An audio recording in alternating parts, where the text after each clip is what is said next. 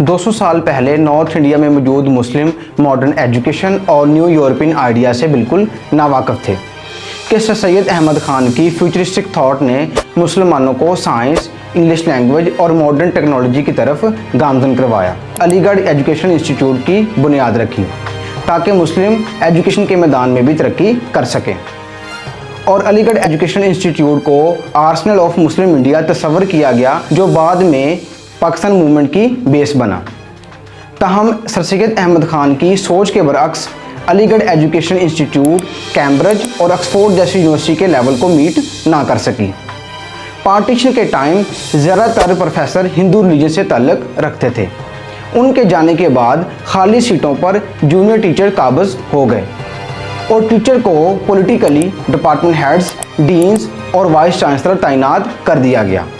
At the time of establishment of Pakistan 14 अगस्त 1947 पाकिस्तान के पास higher education के लिए सिर्फ एक इंस्टीट्यूट पंजाब यूनिवर्सिटी और 40 कॉलेजेस मौजूद थे।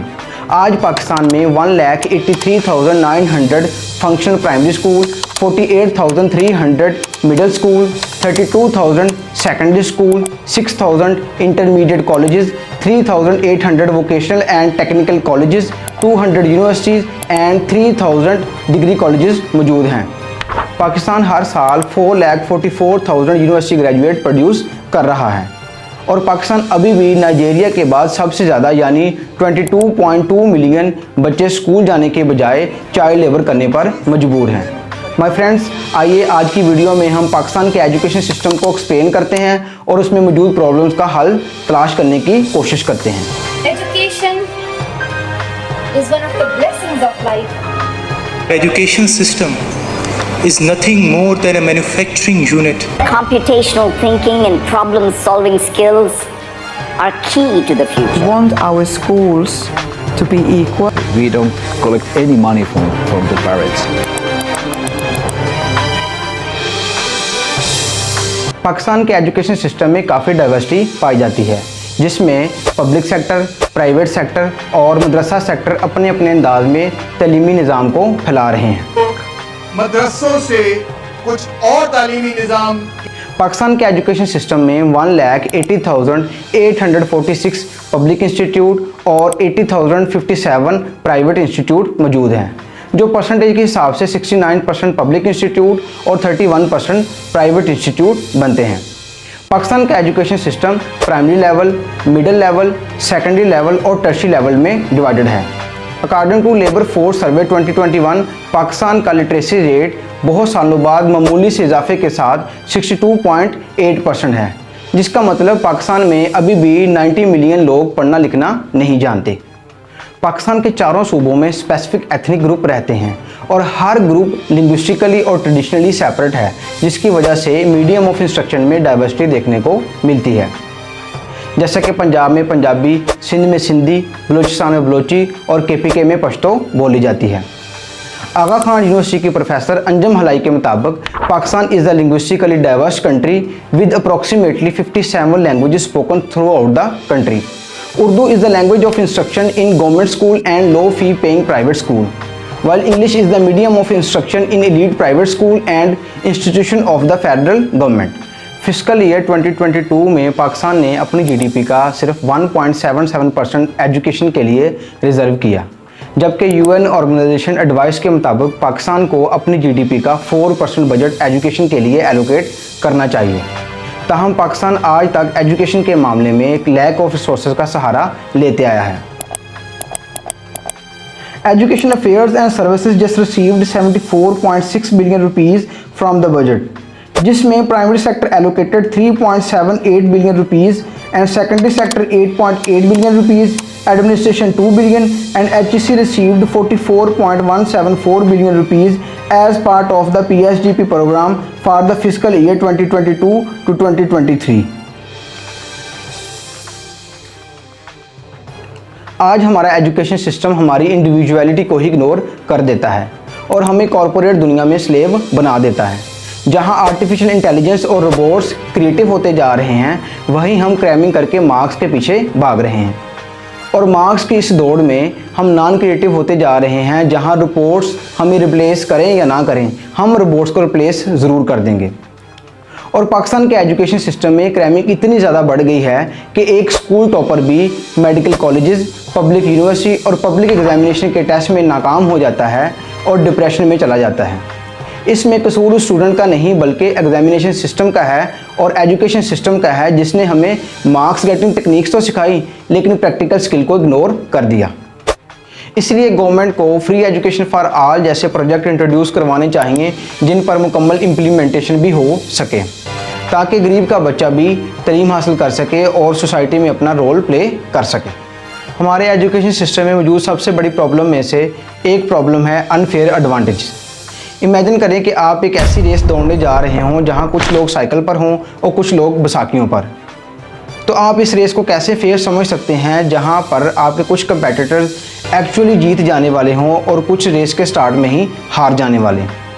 Same as life is that kind of race जहां कुछ लोग स्ट्रॉन्ग फैमिली से और बहुत से लोग मिडिल और वीक फैमिली से बिलोंग करते हों और जो एक्सपेंसिव एजुकेशन को अफोर्ड कर सकते हों उनका फ्यूचर बचपन से ही डिसाइड कर लिया जाता है और वो एक्चुअली रेस जीत जाने वालों में से होते हैं। Social issues. Provision of education is just not a management issue, but it is also deeply rooted with social and cultural orientation. जब तक लोगों का एजुकेशन के मतलब परसेप्शन तब्दील नहीं होगा तब तक यूनिवर्सल एजुकेशन को अचीव करना बहुत मुश्किल होगा। एक कॉमन परसेप्शन के मुताबिक पेरेंट्स का ये मानना है कि जितने अरसे में बच्चे तालीम हासिल करेंगे उतने अरसे में वो काम सीख कर रोज़गार कमा सकते हैं। My father said education had gained him nothing. इसी सोच के सबब लाखों बच्चे कभी स्कूल ही नहीं जा पाते। Gender gap, poverty, social issues, illiteracy of parents, girls safety, protection and early marriages जैसे फैक्टर्स भी गर्ल्स को स्कूल जाने से रोक देते हैं। अगर गवर्नमेंट प्रॉपर काउंसलिंग के लिए इकदाम करे तो रूरल एरियाज़ में भी गर्ल्स की एजुकेशन में इजाफा हो सकता है। War on terror. पाकिस्तान ने 2 दहाइयों पर मुश्तमिल टेररिज्म के अगेंस्ट जंग लड़ी है जिसमें 80,000 पाकिस्तानी अपनी जान की बाजी हार गए। War on terror education campaign पर भी बहुत असरअंदाज होती है क्योंकि टेररिस्ट स्टूडेंट्स, स्कूल और एजुकेशन इंस्टीट्यूट पर अटैक करते हैं। जैसा कि 16 दिसंबर 2014 में आर्मी पब्लिक स्कूल के टेररिस्ट अटैक से 144 स्टूडेंट्स अपनी जान की बाजी हार गए। अगर टेररिज्म पर मुकम्मल काबू पा लिया जाए तो एजुकेशन की प्रमोशन में आसानी हो सकती है। Technical education. पाकिस्तान में टेक्निकल एजुकेशन को कभी सपोर्ट ही नहीं किया गया। इसी वजह से टेक्निकल इंस्टीट्यूट आबादी के लिहाज से ना होने के बराबर है। पाकिस्तान में 64% यूथ है। अगर इस यूथ को स्किल्ड बना दिया जाए तो ये पाकिस्तान के लिए फ्रूटफुल एसेट साबित होंगे। ताहम अगर ज़्यादातर यूथ अनस्किल्ड होगी तो इसका मतलब ज़्यादातर लोग जॉबलेस होंगे जो पाकिस्तान की नेशनल डेवलपमेंट के लिए एक ग्रोइंग थ्रेट होगा। एक टीचर नेशन बिल्डिंग में अहम रोल प्ले करता है, लेकिन अगर टीचर टाइम पास करने के लिए स्कूल ज्वाइन करे तो फ़ायदा देने की बजाय सैलरी के अवज़ नुकसान की वजह बनते हैं। ऐसे ही कई स्कूल कॉलेजेस में गवर्नमेंट ने कई बार घोस्ट टीचर को शॉर्टलिस्ट किया है जो कभी इंस्टीट्यूट में अपने असर रसूख की वजह से नज़र ही नहीं आए। अगर टीचर अपनी ईमानदारी के साथ बच्चों पर मेहनत करें तो हमारा एजुकेशन सिस्टम 50% तो टीचर ही ठीक कर सकते हैं। पाकिस्तान में एग्जामिनेशन सिस्टम इतना बोसीदा हो चुका है कि bribery, cheating, change of marksheet, duplicate answer sheet और पॉलिटिकल बायसनेस जैसे वाक़यात आए रोज़ हमें सोशल मीडिया पर देखने को मिलते हैं। इस बोसीदा निज़ाम की वजह से स्टूडेंट में critical thinking, analytical skills, learning, intellectual power and vision का फुकदान दिन ब दिन बढ़ता जा रहा है। Examination system should evaluate qualitative and quantitative ability of the student, and assessment should be based on case study, research paper, comprehension subjective paper and analytical question to check the conceptual ability of the students. Education system के collapse होने की एक बड़ी वजह corruption भी है। Use of unfair means, nepotism, favour in transfer posting, appointments, miss use of funds, decision making, girls harassment and exploitation जैसे वाक़यात भी एजुकेशन सिस्टम के कोलैप्स होने की वजह बनते हैं। अगर इन वाक़यात को एड्रेस किया जाए तो एजुकेशन सिस्टम में बेहतरी लाई जा सकती है। A degree should reflect that students have the required skills. If it doesn't reflect, then it's like a fake currency. Primary education से ही हम पढ़ते आ रहे हैं a+b² = a²+b² + 2ab, लेकिन आज तक प्रैक्टिकली हम इस फार्मूले को कहीं यूज ही नहीं कर सके। प्रैक्टिकल एक्सपीरियंस ना होने की असल वजह है आउटडेटेड करिकुलम। آج تک ہم ایک ایسے کریکولم کو فالو کرتے آ رہے ہیں جس نے ہمیں صرف تھیوریٹیکلی چیزوں کو میمورائز کرنا سکھایا ہے، لیکن پریکٹیکل دنیا میں ہم ناکام ہو جاتے ہیں، جیسے کریمنگ the facts and figure without realising the actual meaning. ہمیں ایک ایسے کریکولم کی ضرورت ہے جو پریکٹیکل بیس ہو، جس میں بچوں کی پری اسکولنگ سے ہی ٹوائے بیس لرننگ ہونی چاہیے تاکہ بچے تھیوریٹیکل نالج کے ساتھ ساتھ پریکٹیکل نالج گین کر سکیں۔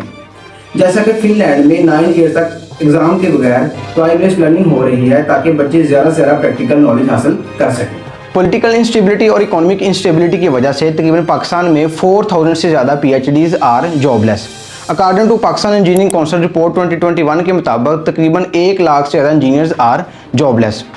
اسی وجہ سے 2023 میں تقریباً 1,27,000 سے زیادہ پاکستانی بہتر ایجوکیشن اور اکانومی کنڈیشن کے لیے ملک چھوڑ کر بیرون ملک چلے گئے۔ اگر ایسے ہی یوتھ ہمارے ملک پاکستان سے باہر چلے جائے گی تو ملک مزید انسٹیبلٹی کی طرف بڑھے گا۔ اس لیے گورنمنٹ کو ایسے پروجیکٹ لے کے آنا چاہیے جس میں لوگوں کے لیے بہتر ایجوکیشن اور روزگار فراہم کیے جا سکیں تاکہ ملک اکانومیکلی اسٹیبل ہو سکے اور ترقی کر سکے۔